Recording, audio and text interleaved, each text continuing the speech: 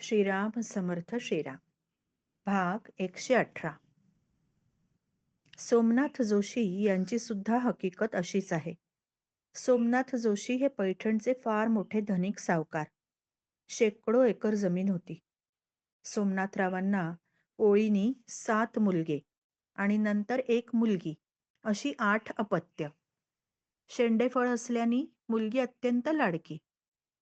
यथावकाश सगळ्या मुलांची लग्न झाली. मुलीचं लग्न काही जमेना. पत्रिकेत मंगळ होता. त्यामुळे पत्रिकाच कुठे जुळेना. खूप ठिकाणं पाहिली, पण व्यर्थ.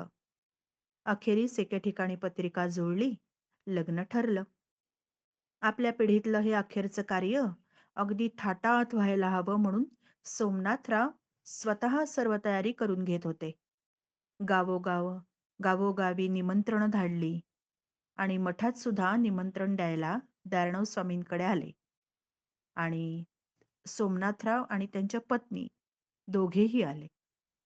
सोमनाथराव भावटकट स्वरात म्हणाले, स्वामी, आपल्या कृपेनी चांगलं स्थळ मिळालं बरं.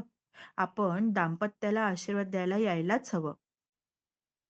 दारणव स्वामींनी सोमनाथरावांकडे क्षणभर रोखून पाहिलं आणि डोळे मिटून पुटपुटले, गोविंद गोविंद गोविंद गोविंद गोविंद.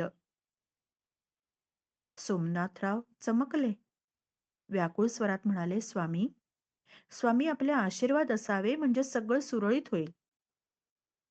पण स्वामी काही बोलेनात.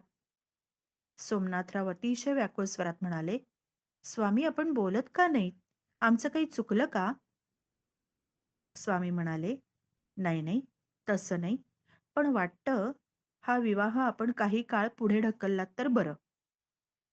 सोमनाथराव चांगलेच हादरले. सगळी तयारी जवळजवळ पूर्ण झाली होती. पाहुणे यायला लागले होते. विवाह पुढे ढकलला तर केवढी मानहानी होईल. मनात उलट सुलट सगळे विचार एकत्र यायला लागले. पण सोमनाथरावांची दारणव स्वामींवर खूप श्रद्धा होती. लग्न पुढे ढकलावं अशी स्वामींची स्पष्ट आज्ञा आहे, हा विचार करून त्यांनी व्याहांकडे तसा निरोप पाठवला. व्याही मंडळी चांगलीच नाराज झाली. सगळे विचारत, लग्न पुढे ढकलायला असं कारण तरी काय घडलंय? कोणी काही बोले, कोणी काही बोले, पण सोमनाथराव आपल्या निर्णयावर ठाम राहिले. महिना झाला आणि विजेचा लोळ कोसळावा तशी वार्ता आली. नवऱ्या मुलाचं साप चावून निधन झालं. हे ऐकून सगळे जण सुन्न, अगदी सुन्न झाले. जो तो सोमनाथरावांच्या श्रद्धेचं कौतुक करायला लागला. मोठ्या संकटातून वाचलात म्हणायला लागला. पुढे दारणव स्वामींनी सोमनाथरावांच्या मुलीसाठी एक स्थळ सांगितलं. तिथे पत्रिका जुळली आणि विवाह थाटात संपन्न झाला. मुलगी त्या घरात सुखानं नांदत राहिली. एक यवन अधिकाऱ्याबद्दलची ही घटना आहे.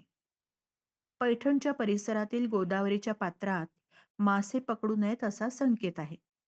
ही पवित्र भूमी असल्याने सर्व लोक हा संकेत कटाक्षानेच पाळतात. एकदा एक यवन अधिकारी आपल्या मित्रांसह आला आणि मठाशेजारच्या घाटावर गळ टाकून ते सारे मासे पकडायला बसले. दारणव स्वामींनीही खिडकीतनं पाहिलं. या लोकांना संकेत माहीत नसेल म्हणून स्वामींनी उत्तम श्लोकांना पाठवलं. उत्तम श्लोकांनी हात जोडून विनंती केली, पण त्या यवन अधिकाऱ्याला तो अपमान वाटला. तो उत्तम श्लोकांना उद्धटपणे म्हणाला, मी काय करावं आणि काय करू नये हे स्वामींनी मला सांगायची गरज नाही. माझं मला कळतं. तसं तुझ्या त्या स्वामींना जाऊन सांग जा. उत्तम श्लोक परत आलेले पाहून स्वामी फक्त हसले. इकडे त्या यवन अधिकाऱ्याने आणि त्याच्या मित्रांनी बराच वेळ गळ धरला. समोर मासे फिरताना दिसत होते, पण एकही मासा गळाला लागला नव्हता. मासे गळाभोवती फिरत आणि बाजूनी निघून जात. सर्वजण वैतागले. त्यांनी गळाचं आमिष बदलून पाहिलं. जागा बदलून पाहिली, पण संध्याकाळपर्यंत कुणाच्याच गळाला एकही मासा लागला नाही. रात्र पडायला लागली. सारेजण निराश झाले, परत निघाले. स्वामी मठाच्या खिडकीत उभे राहून मंद मंद हसतायत हे पाहून तो यवन अधिकारी थबकला. त्यांनी स्वामींकडे एक वार पाहिलं आणि म्हणाला, स्वामी, तुमची इच्छाशक्ती माझ्या इच्छाशक्तीपेक्षा खूपच जास्त आहे हो. म्हणूनच आम्हाला एकही मासा मिळाला नाही. एवढं बोलून तो मान खाली घालून निघून गेला. अनेक भक्तांना असे सतत अनुभव येत राहिले. संकटातून सुटका व्हायची, आपत्तीतून रक्षण व्हायचं. अनेक आख्यायिका भक्त एकमेकांना सांगायचे. कुणाच्या घरी आजारी व्यक्तीजवळ स्वामी क्षणभर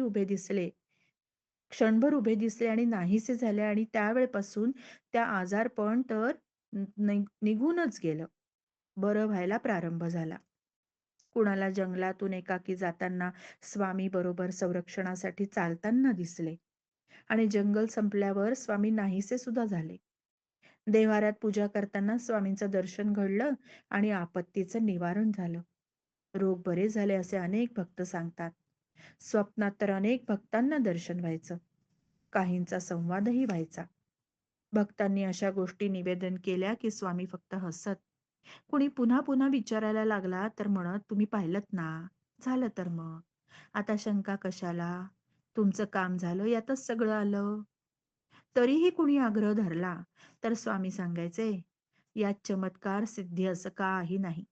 ईश्वर स्वतःच या गोष्टी घडवून आणतो. केवळ आपल्या भक्तांच्या कल्याणासाठीच ईश्वराचं सामर्थ्य अगाध आहे. अनादी काळापासून अशा घटना घडतायत."